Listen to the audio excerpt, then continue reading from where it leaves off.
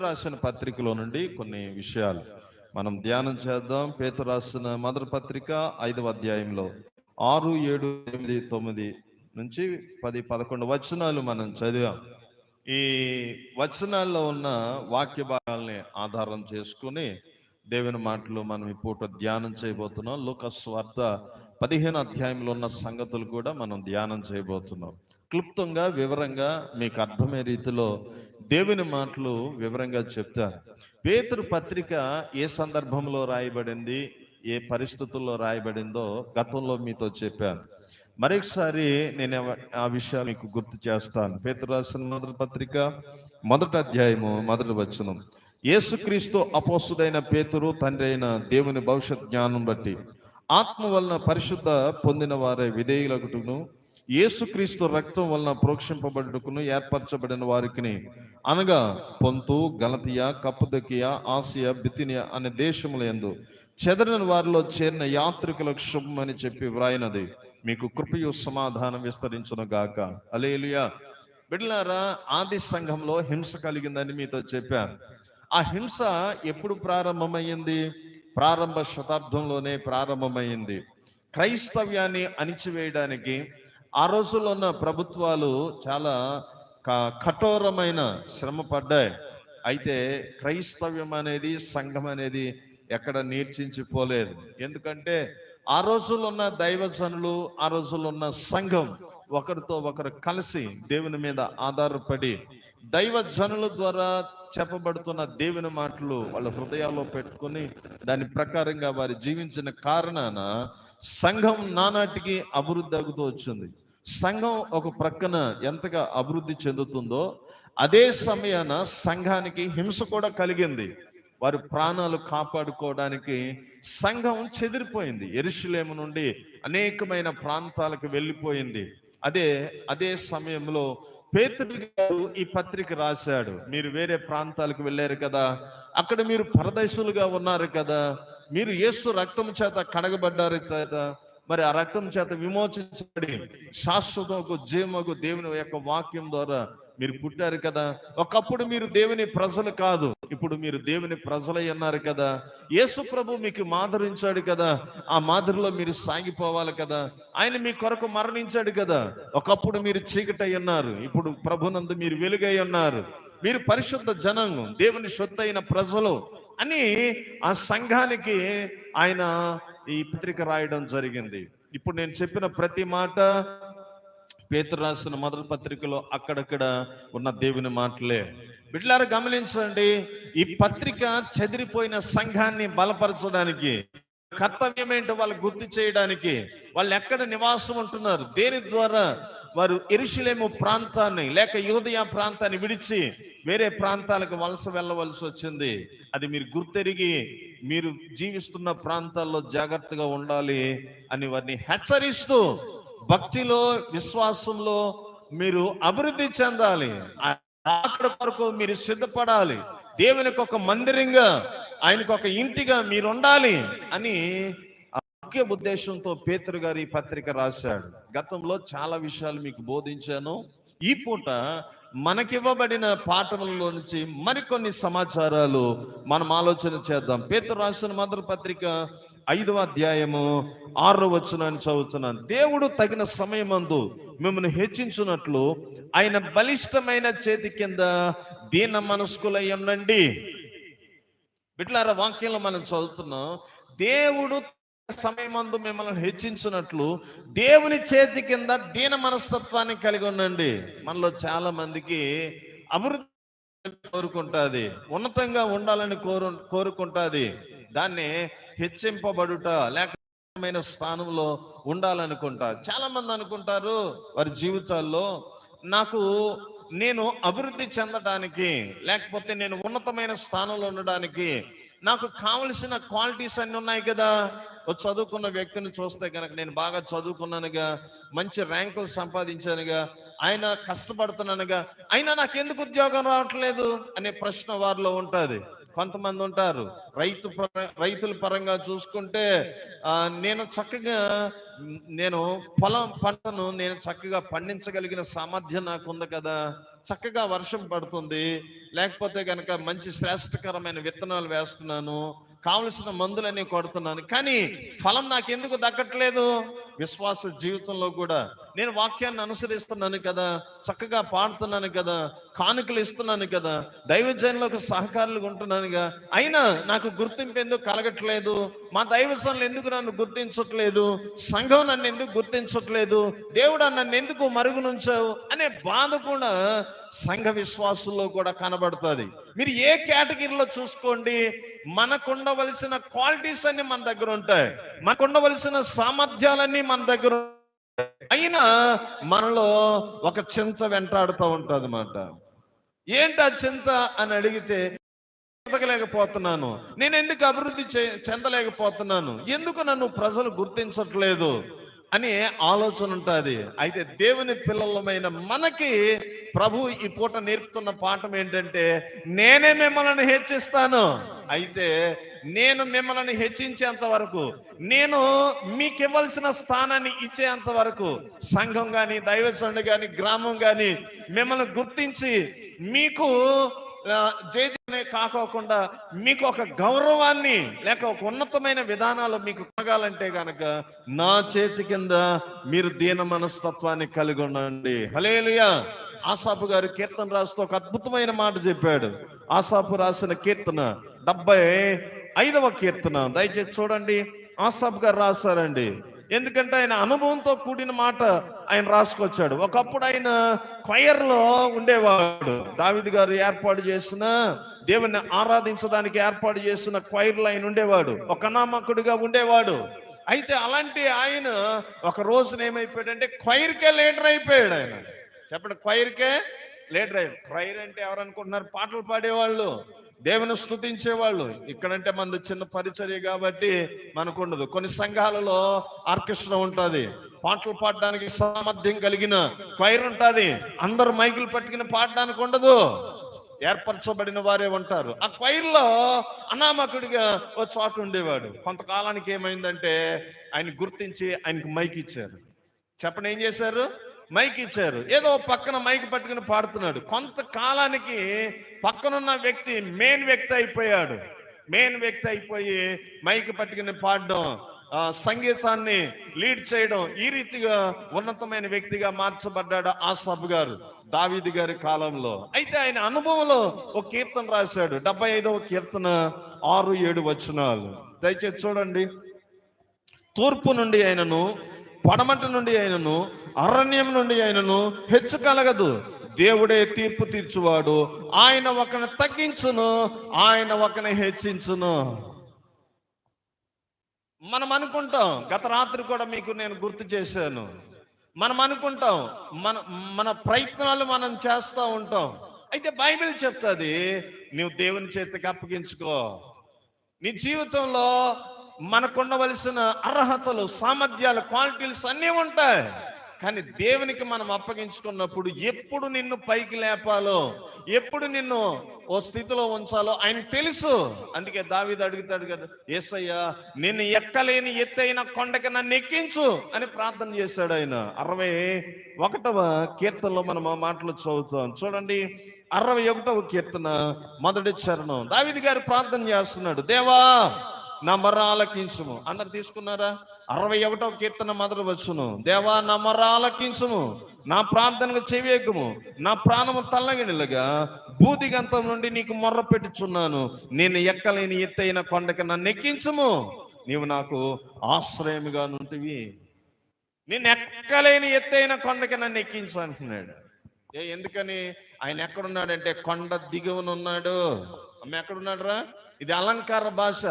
అసలు విధానం ఏంటంటే గొర్రెలు కాచుకుంటున్నాడు ఆయన.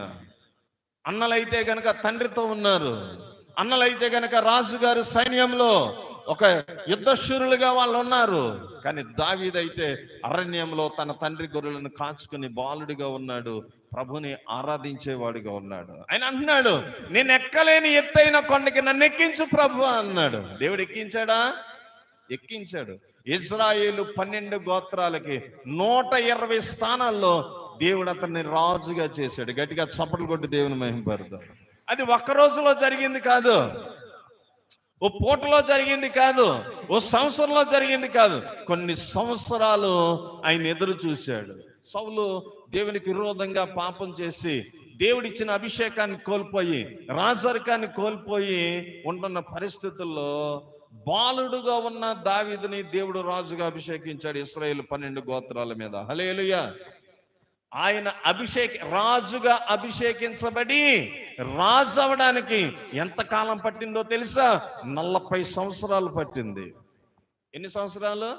ఈ 40 సంవత్సరాల్లో క్రమంగా, బాగా వినాలి ఈ మాట, క్రమంగా ఆయనను ప్రభు హెచ్చించడం ప్రారంభించాడు. ఆయన దావీదు ఏ కొండ అయితే ఎక్కాలనుకున్నాడో ఆ కొండ ఎక్కించాడు. హల్లెలూయా. గత రాత్రి కూడా మీతో చెప్పాను, ఎఫెసీ పత్రిక మనం ధ్యానం చేస్తున్నాం. ఆ పత్రికలో పౌలు గారు 3వ అధ్యాయం ఆత్మ మూలంగా ఇప్పుడు మనం ఏమై ఉన్నామో మీకు చెప్పబడింది కదా. ఆత్మ మూలంగా మనం యూదులతో సమాన వారసత్వాన్ని కలిగి ఉన్నాం. ఓ శరీరంలో సాటి అవయవాలుగా మనం ఉన్నాం. వారి వాగ్దానాల్లో పాలివారమై ఉన్నాం. హల్లెలూయా. ఒకసారి అందరు గట్టిగా చప్పట్లు కొట్టి యేసయ్యని కనపడు. నువ్వేమై ఉన్నావో నువ్వు గుర్తెరగాలి. నీ స్థితి ఏంటో నువ్వు గుర్తెరగాలి. దేవుని దృష్టిలో నువ్వు ఎంత ఉన్నతంగా ఉన్నావో ఆయన రక్తం చేత కడగబడి నువ్వు గుర్తెరిగి ఆయన మీద ఆధారపడినప్పుడు, ఆయన చేతి కింద దీన మనస్కులై మీరున్నప్పుడు ఆ కృప కలిగిన దేవుడు ఏం చేస్తాడంటే ఏ సమయంలో నిన్ను హెచ్చించాలో ఆ సమయంలో నిన్ను హెచ్చిస్తాడు. ఏ సమయానికి నువ్వు ఎక్కడ ఉండాలో అక్కడ ఆయన నిన్ను ఉంచుతాడు. అయితే ఆయన చిత్తానికి మనం తలంచుగా చెప్పాలనుకున్నాను. ఆ మాట ఇప్పుడు చెప్తాను చూడండి.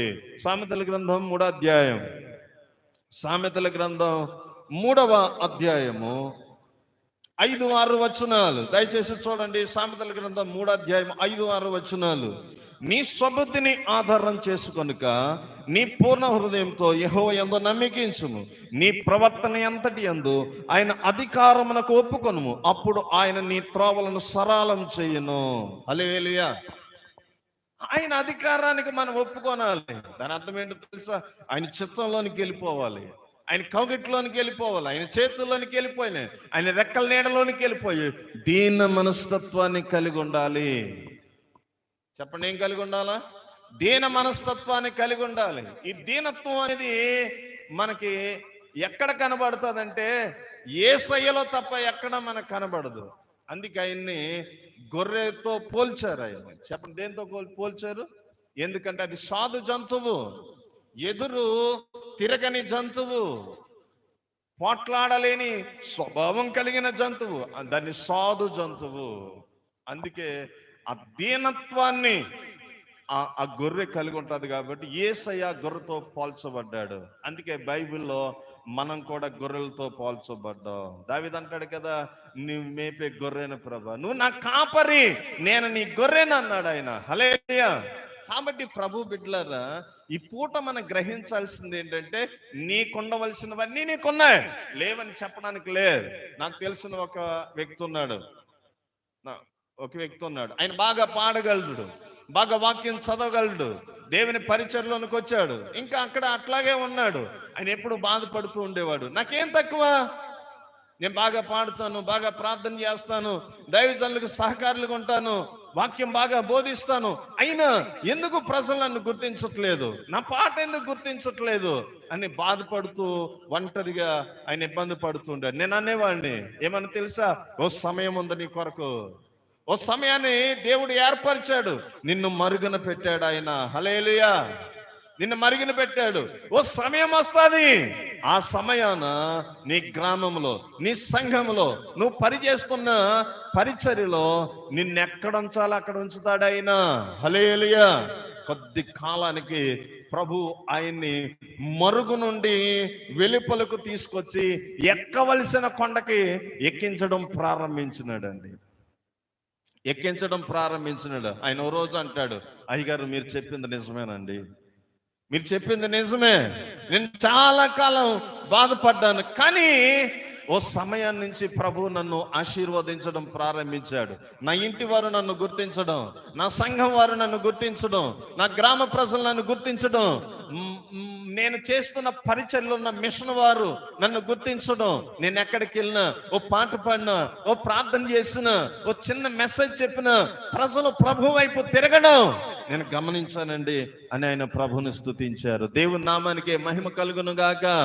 గట్టిగా చప్పట్లు కొట్టి యేసయ్యను కనపడతారు. బిడ్డలారా, ఈ పూట నేను మీతో చెప్తున్నాను, మీ దైవజనుడిగా, మీరు ఎలాంటి పరిస్థితుల్లో ఇబ్బంది పడవలసిన పరిస్థితి లేదు. దేవుని చేతి కింద దీన మనస్తత్వాన్ని కలిగి ఉండండి. నేను ఆయన చేతిలో ఉన్నానా లేదా, ఆయన కౌగిట్లో ఉన్నానా లేదా, ఆయన బాటలో నేను నడుస్తున్నానా లేదా, ఆయన నడిపిస్తున్న మార్గాన నేను ఉన్నానా లేదా అనే ప్రశ్న వేసుకొని అక్కడ ఉండండి. ఎప్పుడు ఎక్కడ నిన్ను ఏ స్థితిలో ఉంచాలో ఆ స్థితిగా ఆయన ఉంచుతాడు. మొదటి కీర్తన మొదటి వచనం చూడండి, అందరూ చూడండి. మొదటి కీర్తన మొదటి వచనం. అద్భుతమైన సమాచారం అక్కడ ఉంది. చాలా సార్లు మీరు చదివారు, బహుశా మీరు గుర్తించారో లేదో, ఈ పూట మీరు గుర్తించండి. దుష్టుల ఆలోచన చెప్పు నడవక, పాపుల మార్గం నడవక, అపహాసకులు కూర్చుండు చోటను కూర్చుండక, యెహోవా ధర్మశాస్త్రమందు ఆనందించుచు దివారాత్రులు దాన్ని ధ్యానించువాడు ధన్యుడు. అతడు నీటి కాలువల యారు నాటబడిన వాడై ఆకు వాడక తన కాలమందు ఫలమిచ్చు చెట్టు వలె నుండును. అతడు చేయునదంతయు సఫలమగును. అద్భుతమైన మాట. ఇక్కడ ఏం చదువుతామంటే, తగిన కాలమందు. ఏ కాలం? జలముల యొద్ద నాటబడిన చెట్టు ఎదుగుతూ ఉంటుంది. ఒక్కసారే ఫలం ఇవ్వదు అది. ఎప్పుడు ఫలం ఇవ్వాలో అప్పటిదాకా అది ఎదగాలి. ఎదిగిన తర్వాత ఏ కాలమున పువ్వు వేయాలో ఆ కాలాన్నే పువ్వు వేస్తుంది. ఏ కాలమున అది పరిపక్వత పండై మనుషులు తినగలిగిన యోగ్యత అది సంపాదించాలో ఆ కాలాన్ని బట్టి అది అవుతుంది. కానీ మనం అనుకున్న సమయంలో అది జరగదు. అది ప్రకృతి ధర్మం. యేసయ్య ధర్మం కూడా అదే. ఏంటో తెలుసా? నువ్వు సంఘం అనే తోటలో నాటబడ్డావు. వాక్యము పరిశుద్ధాత్మనే నీళ్ల దగ్గర నువ్వు ఉన్నావు. వాటిని ఆస్వాదిస్తూ అభివృద్ధి చెందుతూ ఉంటే, ఎదుగుతూ ఉంటే, ఓ కాలాన ప్రభు నిన్ను ఏం చేస్తాడో తెలుసా? ఫలం ఇచ్చు రీతిగా చేస్తాడు. ఎప్పుడైతే ఫలం నువ్వు ఇవ్వడం ప్రారంభిస్తావో, చూడండి, మన గ్రామంలో ఏదైనా ఒక చెట్టు ఉంది, ఓ త్రోవ పక్కన అది నాటబడింది, ఎదుగుతూ ఉంది. కాపు లేనంత కాలం ఎవరో దాన్ని పట్టించుకోరు. అది కాపు కాయడం ప్రారంభిస్తే గనక, పిందెలు వేసి ప్రారంభిస్తే గనక, కాయలు ఎదుగుతూ ఉంటాయి గనక మనుషుల దృష్టి దాని మీదకి వస్తూ ఉంటుంది. ఎప్పుడు పండుతుందా ఆ ఫలాన్ని నేను ఎప్పుడు తినాలా? ఓ తోటలో నాటిన చెట్టే గాని, ఓ ఇంటిలో నాటబడిన చెట్టునే గాని చూస్తే గనక అది పువ్వు వేసి ఫలమై అది అభివృద్ధి చెందుతున్నప్పుడు ఎప్పుడు పండుతుందని మనం ఎదురు చూస్తూ ఉంటాం. మనలో దేవుని యొక్క కార్యాలు కూడా అలాగే జరుగుతాయి. మనం విశ్వసించాలి. ఆయన చేతి కింద దీన మనస్తత్వాన్ని కలిగి ఉండాలి. చెప్పండి, ఏం చేయాలా? దీన మనస్తత్వం. రెండో మాట చెప్తున్నాడు. చెప్పడానికి ఎన్నో సంగతులు ఉన్నాయి. మనం లోక సువార్తలో చదువుతాం కదా, దేవుడే ఒకరిని ఇచ్చేస్తాడు, దేవుడే ఒకరిని. ఇందాక చదివాం ప్రారంభంలో, ఆసాబ్ గారు అన్నారు, తూర్పు నుండి ఆయన నువ్వు పడమంటున్నా ఎవరికి హెచ్చు కలగదు. దేవుడే ఒకరిని తగ్గిస్తాడు, దేవుడే ఒకరిని హెచ్చిస్తాడు. ఇద్దరు వ్యక్తులు లోక సువార్త 11వ అధ్యాయంలోనో 18వ అధ్యాయంలోనో యేసయ్య దగ్గరికి వచ్చారు. దేవుని మందిరానికి వచ్చారు, ప్రార్థన చేయడానికి వచ్చారు. అందరూ ఒక ఆయన ప్రార్థన చేస్తున్నాడు. మనందరికి తెలుసు, ఆయన పేరు పరిసయ్యుడు. వారానికి 2 మార్లు ఉపవాసం ఉంటున్నాడు, దశమ భాగాన్ని ఇస్తున్నాడు. దొంగ కాదు, అన్యాయస్తుడు కాదు, చోరుడు కాదు. ఇదిగో నాయన, ఈ శంకర వల్ల ఉండనందుకు నీ కృతజ్ఞతాస్తుతులని దేవుని సన్నిధిలో ప్రార్థన చేస్తున్నాడు. కానీ దేవుడు ఆయన ప్రార్థన ఆలకించలా. కానీ అక్కడ ఇంకొక ఆయన దేవుని మందిరంలోనికి అడుగు పెడుతూ, అసలు నీ వైపు చూడడానికి నాకు అసలు ధైర్యం లేదని రొమ్ము కొట్టుకోండి, నేను పాపిని అన్నాడు. దేవుడు నేను పాపిని అన్న వ్యక్తిని నీతిమంతుడిగా చేశాడు. నీతిమంతుడిగా చలామణి అవచ్చు. దేవుని కొరకు ఏం చేయాలో అన్ని చేస్తున్నవాడు మాత్రం నీతిమంతుడు కాలేకపోయాడు. ఎంత విచిత్రమో చూడండి. ఇక్కడ మనకు కనబడుతుంది. కారణం ఏంటి? ఆచారం ఉందా కానీ హృదయంలో కార్యం లేదు. చెప్పండి, హృదయంలో కార్యం లేదు. ఆయన ఒప్పుకున్నాడు నేను పాపినని, కానీ పరిసయ్యుడు ప్రార్థనలో ఎక్కడ ఒప్పుకోలేదు. ఆయన ఏదైతే దేవుని కొరకు చేస్తున్నాడో అది చెప్పుకున్నాడు. మనం ఎప్పుడు మనల్ని మనం తగ్గించుకొని దేవుని వైపు చూడాలి. అందుకే దేవుడు పాపిలను ఒప్పుకున్న వ్యక్తిని హెచ్చించాడు, తాను కనపరుచుకున్న వ్యక్తిని యేసయ్య తగ్గించాడు. అందుచేత దేవుడు మనల్ని హెచ్చించేంత వరకు ఆయన చేతి కింద ఉండాలి. నిన్ను ఆశీర్వదించే వరకు నీకున్న సామర్థ్యాలు ఆయన వెలికి తీసి నిన్ను ఉన్నతమైన స్థానంలో ఉంచేంత వరకు, అది భక్తిలోనే కానీ, పరిశుద్ధతలోనే కానీ, సంఘంలోనే కానీ, సమాజంలోనే కానీ, కుటుంబంలో కానీ, ఎక్కడైనా ఒక విశ్వాసిగా ఆయన రక్తం చేత కడబడిన వ్యక్తులుగా మీరు ఆయన చేతి కింద ఉండాలి. రెండో మాట చెప్తాను చూడండి. పేతురు రాసిన మొదటి పత్రిక చాలా సంగతులు ఉన్నాయి.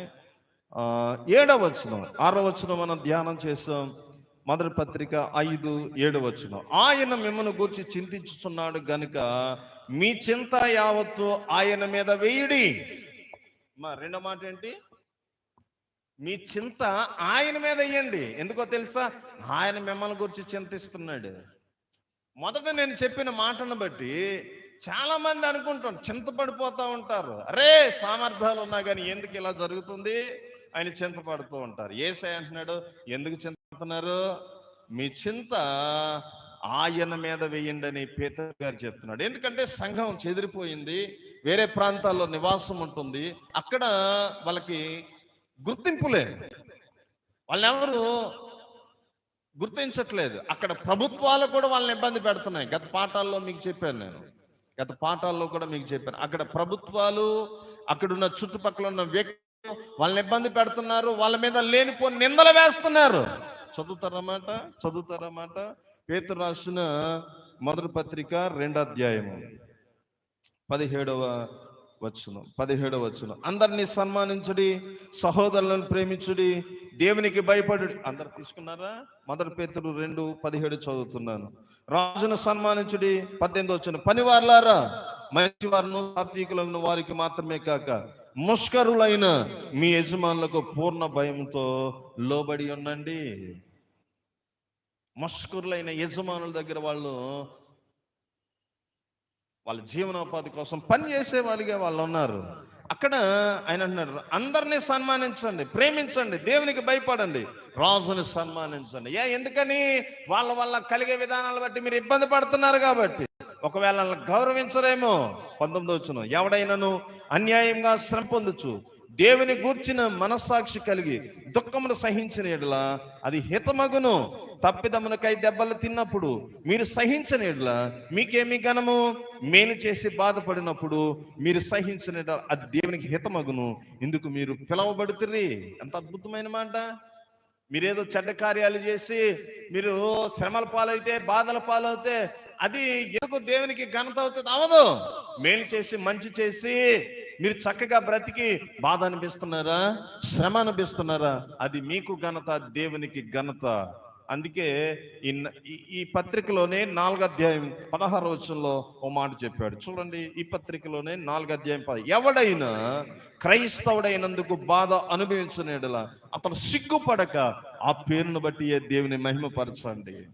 ఎందుకంటే మీరు యెరూషలేములో ఇబ్బంది కలిగిందని, అక్కడ ప్రాణ నష్టం కలుగుతుందని వేరే ప్రాంతాలకు వెళ్ళి అక్కడ కూడా అట్లాగే ఉందా? కంగారు పడద్దు, చింతపడద్దు. ఆయన చేతి కింద దీన మనస్కులై ఉండండి. క్రైస్తవుడైన మీరు పిలబడుచు ఆ పేరును బట్టి మీరు బాధ అనిపించే వారిలోకి వెళ్ళిపోయారా? ఏం పర్లేదు, దేవుణ్ణి మహిమపరచండి. 3వ అధ్యాయంలో ఆ బాధపడుతున్న వాళ్ళని గురించి ఓదార్చడానికి ఒక అద్భుతమైన మాట చెప్పాడు. మొదటి పేతురు 3వ అధ్యాయం చూడండి. మొదటి పేతురు 3వ అధ్యాయము 15వ వచనం.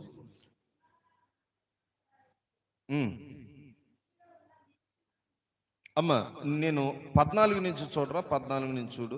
మీరు ఒకవేళ నీతి నిమిత్తము శ్రమ పడినను మీరు ధన్యులే. వారు బెదిరింపులకు భయపడకుడి, కలవరపడకుడి, నిర్మలమైన మనస్సాక్షి గలవారై మీలో ఉన్న నిరీక్షణ గురించి మిమ్మల్ని హేతువడుగు ప్రతి వానికి సాత్వికంతోను భయంతోను సమాధానం చెప్పుచు ఎల్లప్పుడూ సిద్ధంగా ఉండుడి. మీ హృదయములందు క్రీస్తును ప్రభువుగా ప్రతిష్ఠించుడి. అప్పుడు మీరు దేని విషయంలో దుర్మార్గులను దూషింపబడుదురో దాని విషయంలో క్రీస్తునందున్న మీ సత్ప్రవర్తన మీద అపనింద వేయి వారు సిగ్గుపడుదురు. దేవుని చిత్తం అలాగున్న యెడల కీడు చేసి శ్రమపడుట కంటే మేలు చేసి శ్రమపడుటయే బహుమంచిది. సంఘాన్ని ఓ దైవజనుడు ఎంత చక్కగా ఆయన ఆదరిస్తున్నాడో బలపరుస్తున్నాడో చూడండి. ఇబ్బంది పడుతున్నారా, బాధపడుతున్నారా? యేసు ప్రభు నిమిత్తం, నీతి నిమిత్తం, వాక్యాన్ని బట్టి ఏం కంగారు పడద్దు. మీరు ధన్యులే, మీరు ధన్యులే. ఆ బాధలో కూడా మిమ్మల్ని హేతువడుగు ప్రతి వానికి సాత్వికంతో, భయంతో సమాధానాలు చెప్పండి. సంఘాన్ని ఓదారుస్తున్నాడు. ఎందుకంటే ఈ లోకంలో భక్తుడికి ఎదురయ్యే పరిస్థితులు అయ్యాయి, కానీ నీ దేవుడు ఎక్కడ నిన్ను విడిచిపెట్టడు. అదే ముగింపులో చెప్తున్నాడు, ఆయన చేతి కింద దీన మనస్కుడయ్యుండు, ఆయన నిన్ను హెచ్చిస్తాడు. హల్లెలూయా. దానియేలు గురించి మనం చదువుతాం. రాత్రికి కోటం ఉంది, మరికొన్ని సమాచారాలు రాత్రికి చెప్తాను రండి. ఈ మాట చెప్పి నేను ప్రార్థన చేస్తాను, సమయం అవుతుంది, ముందుకు. దానియేలు, షడ్రక్, మేషక్, అబేద్నెగోలు బబులోను దేశానికి దాసులుగా వెళ్ళారు. వాళ్ళు చెప్పండి, ఎలా వెళ్ళారు? దాసులుగా చెరలోనికి వెళ్ళిపోయారు. కానీ అక్కడ వాళ్ళు ఏమయ్యారు? చెప్పండి, అక్కడ ఏమయ్యారు? వాళ్ళు ఏలికలు అయ్యారు. దానియేలు గురించి మనం చదువుతాం. రాజుగారు అంట 125 మందిని ఏర్పరచుకున్నాడంట, ముఖ్యమైన వాళ్ళని. అమ్మ, ఎంతమందిరా? అందులో ముఖ్యులు 3. ప్రధానుడు ఎవరంటే దానియేలు. గట్టిగా చప్పట్లు కొట్టి దేవుని మహిమ. ఐగుప్తు దేశానికి బానిసగా వెళ్ళాడు యోసేపు. కానీ ఒకానొక దినాన రాజుగారు స్థానాన్ని దక్కించుకున్నాడు. రాజు అన్నాడు, పేరుకే నేను రాజుని, పరిపాలన నీదే అన్నాడు. ప్రధానమంత్రి అయిపోయాడు. గట్టిగా కొట్టి చప్పట్లు. వారి జీవితాల్లో అంత అద్భుతం జరగడానికి గల కారణం ఏంటో తెలుసా? వారు దేవుని పిల్లలు, ఆత్మచేత నడిపించబడుతున్న వారు. దేవుడు వారికి ఇచ్చిన ధర్మాన్ని, వాక్యాన్ని ఎక్కడా తప్పిపోకుండా వారి ధర్మాలని వారు పాటించారండి. దానియేలు గురించి మనం చదువుతాం. అపవిత్రమైన భోజనం తినక తను తాను పవిత్రపరచుకుంటూ, రాజుగారి భోజనాన్ని కూడా పక్కకు దోసి కకృతి పడుకోకుండా తిండికి శ్రేష్టకరమైన, పవిత్రకరమైన తిండి తింటూ జ్ఞానంగా అక్కడ బ్రతుకుతూ వచ్చాడు. అక్కడున్న సాంప్రదాయాల్ని అలవర్చుకోక దేవుని సంప్రదాయంలో జాగ్రత్తగా, జ్ఞానంగా బ్రతికాడు. దేవుని ఆత్మచేత స్నేహితులతో కలిసి నిరంతరం ప్రార్థనలో ఏకీభవిస్తూ ఆ దేశంలో ఉన్నతమైన స్థానానికి వెళ్ళిపోయాడు. యోసేపు కూడా అంతే.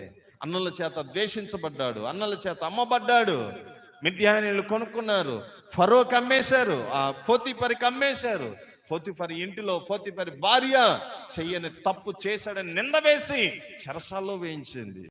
హింసల్లో కూడా దేవుడు ఎక్కడ విడిచిపెట్టలేదు. దేవుడు అతనికి తోడై ఉన్నాడు. ఒక కాలం వచ్చింది, ఒక సమయం వచ్చింది, దేవుడు ఎక్కడ పెట్టాలో అక్కడ పెట్టేశాడండి. చెప్పండి, దేవుడు ఎక్కడ పెట్టాలో అక్కడ పెట్టేశాడు. నిన్ను కూడా పెడతాడు, నిన్ను కూడా పెడతాడు. నీ సామర్థ్యాలు నీకున్నాయి కదా, వెలికి తీస్తాడు. అయితే మనం ఏం చేయాలంటే ఆయన చేతి కింద దీన మనస్తత్వాన్ని కలిగి ఉండాలి. రాత్రికి చింతపడుట గురించి. 3వది, సింహం మనలను వెతుకుతూ ఉంది, దాని చేతిలో పడుకోకుండా ఉండడానికి మనం ఏమై ఉండాలో అనే ప్రాముఖ్యమైన సంగతులు రాత్రికి కుటుంబం ఉంది. దాంట్లో మిగతా సమాచారాలు నేను మీకు తెలియజేస్తాను. లూకా సువార్తలో ఉన్న విషయాలు కూడా అద్భుతమైన విషయాలు, అవి కూడా మనం ధ్యానం చేద్దాం. ఈ పూట ప్రభు మనతో మాట్లాడిన విషయాలను బట్టి మీరు ధైర్యపరచబడండి. నువ్వెక్కడ తక్కువ కాదు. ఎందుకో తెలుసా? ఆయన రక్తం చేత నువ్వు కొనబడున్నావు. చెప్పండి, ఆయన రక్తం చేత. యేసయ్య అంటాడు కదా, నీవు నా సొత్తు. చెప్పండి, మీరు నా సొత్తు, మీరు విలువ పెట్టి కొనబడిన వారు. ఎందుకు నిన్ను మరుగునుంచుతాడు ఆయన? ఎందుకు నీకు విలువ లేకుండా చేస్తాడు ఆయన? ఆయన పిల్లలమైన మనలను, ఆయన రక్తం చేత కడగబడిన మనలను, ఆయన వాక్యానికి పుట్టిన మనలను మరుగున ఎందుకు ఉంచుతాడు? ఉంచడు. ఎక్కడ ఉంచాలో అక్కడ ఉంచుతాడు. అయితే ఆ సమయం వచ్చేంత వరకు ఆయన చేతి కింద దీనత్వాన్ని కలిగి ఉండాలి, దీన మనస్తత్వాన్ని కలిగి ఉండాలి. దాని అర్థం ఓర్పు, సహనం, సాత్వికం, సమాధానాలు కలిగి, యేసు మీద నిరీక్షణ కలిగి విశ్వాసంతో మనం ఉండాలి. అప్పుడు యేసయ్య ఏది మనకి ఇవ్వాలనుకుంటున్నాడు, ఆయన చిత్తంలో ఎక్కడ మనల్ని ఎట్లా పెట్టాలనుకుంటున్నాడు పెడతాడు. గత రాత్రి చెప్పాను. తెలుగు మీడియా యూదుల గురించి, ఇజ్రాయెల్ గురించి చెప్పింది. వారి బ్లడ్డే వేరు, వాళ్ళ బ్రీడే వేరు. ప్రపంచమంతా ఏకమై వారి మీదకి యుద్ధం చేయడానికి వచ్చిన ఇజ్రాయేలీలను ఎవరు ఏమీ ఎందుకని సర్వోన్నతుడైన దేవుడు, సైన్యములకు అధిపతిగా యెహోవా వారికి తోడుగా ఉన్నారు. వారున్న స్థలం నేటికి వాళ్ళు ఏమని నమ్ముతారు తెలుసా? ఇది హోలీ ల్యాండ్, ఇది పరిశుద్ధమైన స్థలం అని. ఆ స్థలాన్ని కాపాడుకోవడం కొరకు దేవుని మీద ఆధారపడి దేవుని ఆజ్ఞల ప్రకారంగా వెళ్ళిపోతారు. అందుకే ఈ రోజున వారు అంత ఉన్నతమైన వ్యక్తులుగా ప్రపంచమంతా వారి వైపు చూసే రీతిగా ఉన్నారు. గత రాత్రి చెప్పాను మీకు, గత రాత్రి మీతో చెప్పాను. ఈ రోజున ప్రపంచంలో ఉనికిలో ఉన్న ప్రతి టెక్నాలజీకి నమూనాని అందించింది ఆ ప్రజలే. కాదనడానికి ఎవరు సరిపోలేరు. ఒప్పుకుంటుంది, ప్రపంచమే ఒప్పుకుంటుంది. నోబెల్ బహుమతి అని ఉంది ప్రపంచవ్యాప్తంగా, అద్భుతమైన ఉన్నతమైన బహుమతి. అందులో ఆ నోబెల్ బహుమతులు ఎక్కువ ఎవరు సాధించారు, ఎవరి పేరట ఉన్నాయంటే యూదుల పేరట. చెప్పండి, ఎవరి పేరట? ఎందుకు అని అడిగితే వాళ్ళు దేవుని ప్రజలు ప్రతి చిన్నదాని విషయంలో దేవుని మీద ఆధారపడతారు. అందుకే దేవుడు ఈ రోజున అక్కడ ఉంచాడు వాళ్ళని. ఎక్కడ ఉంచాడురా? అమెరికా కూడా వాళ్ళకి సపోర్ట్ చేయడానికి మెయిన్ కారణం అది. కాబట్టి ఈ విషయాలు గ్రహించండి. నువ్వేమై ఉన్నావు గ్రహించు. ఆయన చేతి కింద ఉండు. దేవుని కృప మనందరికీ తోడైండును గాక. అందరు లేచి నిలబడదాం.